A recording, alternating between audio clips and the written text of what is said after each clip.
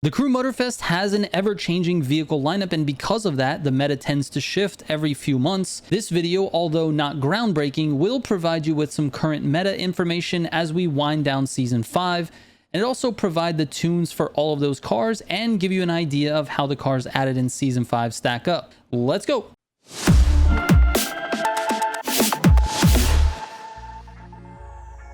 All right, real quick before we get into it, if you're looking for any of my pro settings, you can go to militiagamingco.com, click on Motorfest Pro Settings from the top, and there you will find all of my tunes up to date.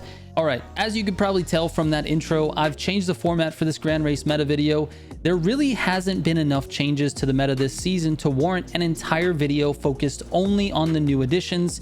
So I decided to pack the video with other valuable information related to the meta cars, and hopefully you guys are okay with that. Anyways, let's go through the best cars in each class real quick, and then I'll provide you with a list of my favorite viable cars as well. Those will be the cars that perform well and are definitely usable in the Grand Races, but are not really part of the meta. They're just really solid alternatives. All right, in Street 1, the only car you need is the Porsche 911 Carrera 2.7. There is nothing currently that is close in terms of overall pace, slipstream pace, or solo pace. Its one weakness, if you could even consider it a weakness, is that it's a very average guttering car.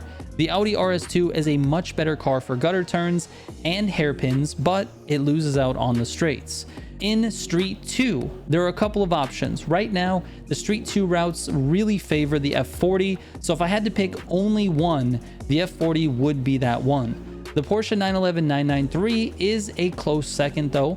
It's absolutely insane with NOS power and acceleration, and it does well on the older city routes. The Hurricane has to be mentioned as well here because it's the best car for the long highway routes that Maui features. In Drift, there's really only one car to talk about, and that's the Unicorn. It's by far the best in the class, and there's no reason to use anything else. In Racing, it's the Gordon Murray T50S. It has the best overall pace and really doesn't have any significant weakness.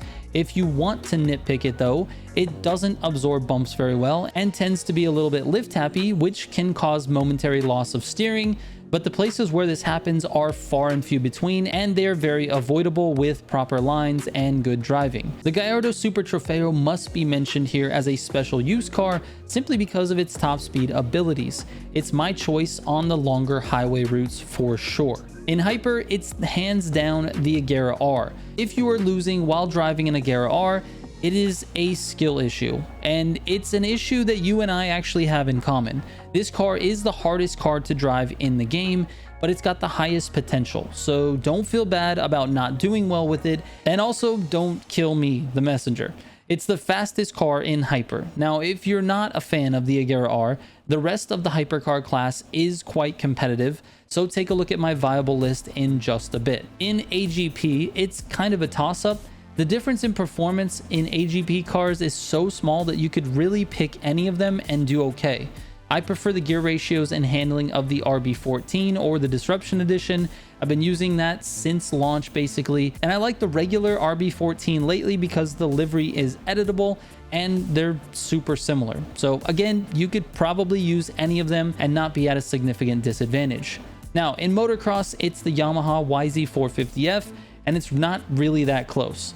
It has the best top speed and acceleration, so the buck stops there. I tested all the bikes before in this video if you're interested in the detailed info, but trust me, you don't really need to waste your time with any other bike. In Rally Raid, there's not really one particular car that does it all because the routes are all so different. There are 3 different cars that you should consider.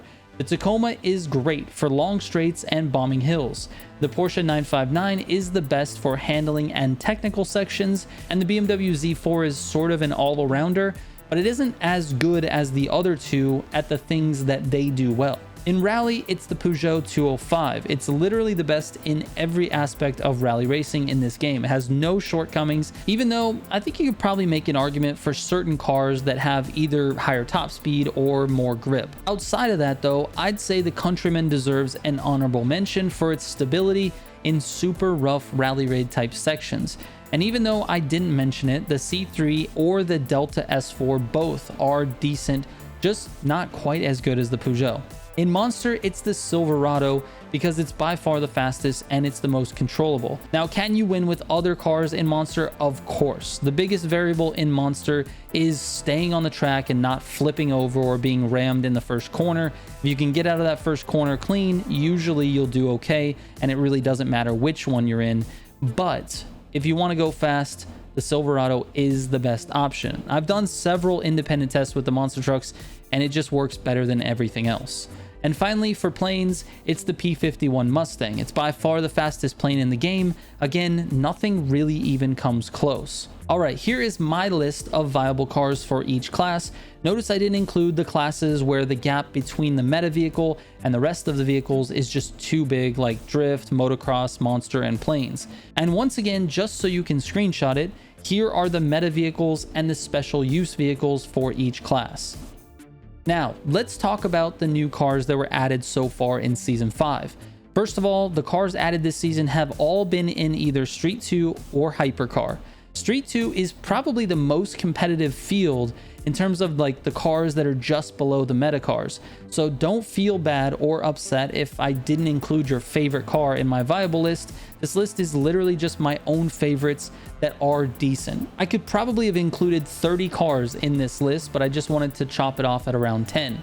Hyper is fairly competitive as well when you talk about non-meta cars, so I'm not really sure why they decided to add cars in the two most competitive classes in the game instead of the classes that are completely dominated by one car, but we'll see what happens in Season 6. That being said, there are really only a few cars that perform well enough to be considered for my viable list. In Street 2, I like the R32 Skyline, the BMW M5 CS, and the Honda NSX Liberty Walk Edition. Here are my top 30 in terms of test times though. Remember, those rankings don't necessarily reflect the Grand Race performance, but they are a good indicator as to whether or not a car should be considered. The cars in red are the new cars for Season 5 that made it to the top 30, and the only cars that didn't make the top 30 that were added this season were the Dark Horse Mustang, the Giulia GTA-M Rival Edition, and the GTO Rival Edition.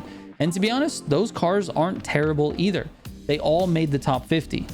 Now, for Hypercar, every car that was added made the top 25. They all performed very well in one way or another. I'd like to point out the AMG 1 because I think its spot on the top of the leaderboard is probably not warranted, and it may give off the wrong impression. Is it fast? Yes, but it understeers too much to be considered a really good Grand Race car. It is extremely easy to control and feels like a carbon copy of the Cento Dieci, except for the Cento understeers slightly less. I'd also like to point out the Agera R. This is the fastest car in the class, but you have to have the skills to drive it at its full potential, and I admittedly do not. I'm still getting better with that car, so I'll have to retest it in the future. Once again, the cars in red are the new ones for Season 5. Alright, lastly, I will leave you with my tunes for each of the top meta cars in case you don't already have them. And if you're looking for any of my tunes in the future, like I said, go to militiagamingco.com, click on Motorfest Pro Settings from the top, and there you're going to find everything that's up to date. Every single time I enter a tune, it gets updated on that website automatically. All right, I hope this helps, and hopefully you can leave your own personal favorite viable cars in the comments down below to help out some of the community. I always like to hear other people's suggestions and find out what you guys happen to be performing well with. Thank you guys so much for watching. Appreciate it. I will catch you on the next one. Trigger out.